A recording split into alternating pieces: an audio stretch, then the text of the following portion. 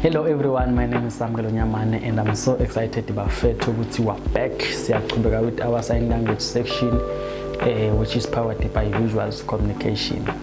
So namhla bafethu sizabe sibukisana ukuthi how can we improve your finger spelling.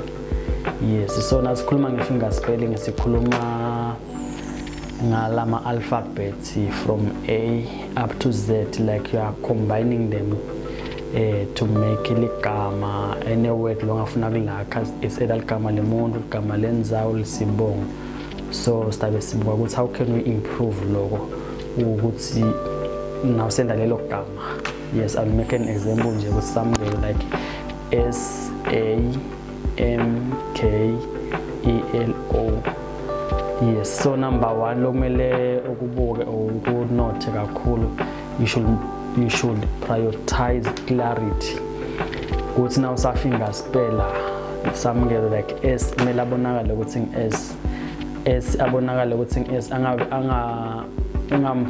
ngathini ungendi mistake like ukuthi ubamba S kanti sobamba A na S bahlalelene cishe bafanane. So you should make sure ukuthi okay now senda le nosamuva le tandla takho senda lama alphabets S akube S abonakale A abonakale. Yes, then like SAMKELO samukelo. So number 1, you should prioritize clarity. Then number 2, you should give extra attention. Kuthi nangisafinger spell ngithi SAMKELO, wena ubuke straight la sandleni sami ukuthi okay nyalo which letter is coming to khona ukuthi nase ngicethe ku finger spell lonke leligama, then siyakhona nokuvoice okay lo muntu bekathi samukelo. And lokunye kuthi nangisafinger spell ufocus utinike extra attention kwenda ukuthi maybe let's say utawubamba takhona ku masterisha lo first 2 letters, then maybe la mayilala mkhathini akugeje ungakhona ukwabamba, then maybe bese sobamba langa lang2 langa lengasegcineni lo takusita ukuthi ukhone ukuhlanza leligama ulakhe. I'll make an example. Let's say ngifuna ukuthi Mbabane, ngiyaqala ngambamba M ngithi B, then maybe A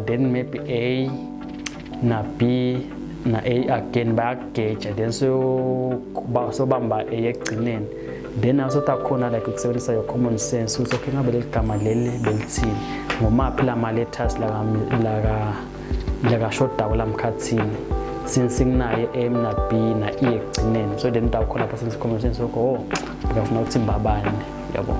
So ku focus noma to give yourself extra attention abasafinger spell kumcoka lapho because leligama takhona kusheshe nawe ulijube ukuthi okay lo ufuna ukuthi asengibekise njenga steak newenda lo muntu afinger spell and a mistake athi ufuna ukuthi steak, then yena ngemistake athi na skate. So lokhu focus akukusita lapho ke ukuthi okay takhona lento sheshe ulibambe leligama ukuthi okay man wenda mistake la then bese yakhona kumcorrect. But now utabe na unga focus so kutaba kulikhona ku notice that mistake. Yes, so number 3 zama kusebenzisa receptive skill. Yes, so nasikhuluma nge-receptive skill like ukuthi ukhone ku maybe let's say uthola someone else like nibe ngithuni finger spellelane, maybe nda finger spellane magama noma tibongo noma magama etinzawo, lona lo finger spellelako kabe angali wena ungalana maybe yamfinger spella Mozambique no something spella Mozambique, then bese uyakutshela ukuthi igama lobu finger spella nalithini, then ya finger spell bese uyakutshela igama lo finger spella ukuthi lithini.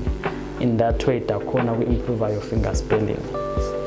Yes, so again number 4, I think that's our last point bafethu.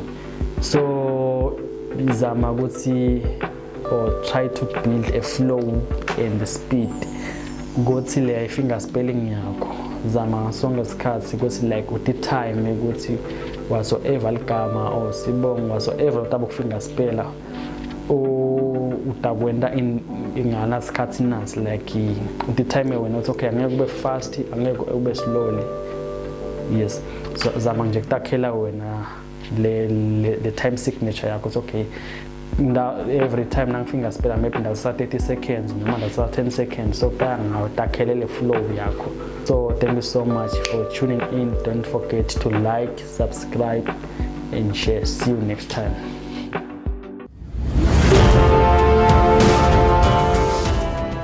Visuals Communication. Together we can eliminate communication barriers.